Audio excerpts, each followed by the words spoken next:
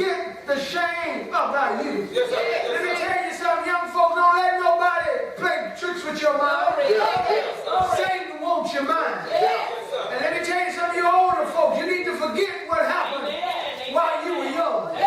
Some of us still holding grudges on what happened to us while we were young. But you got to look at your neighbor and say, neighbor, today I am putting yesterday behind me. Perhaps you didn't marry the man you thought you ought to marry. Because he told you that how much he loved you, and then not only did he tell you he loved you, he told 7, 8 more that he loved you.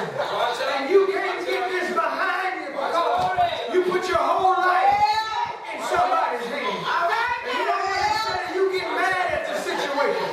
You realize you ought to thank God you didn't marry somebody. You ought to thank God that listen, God has a way of putting folk in your life. And then, baby, he got a way of taking folk out of you.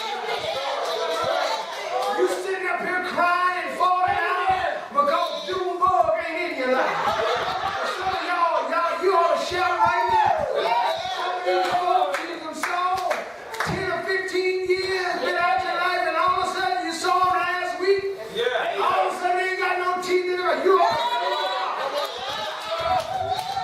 come on, let's just be real with the situation.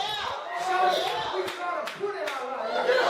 God has a way of taking them out of us. We don't understand it, but grandmama had a good remedy. We'll understand it better. By and by. I'm not right about it.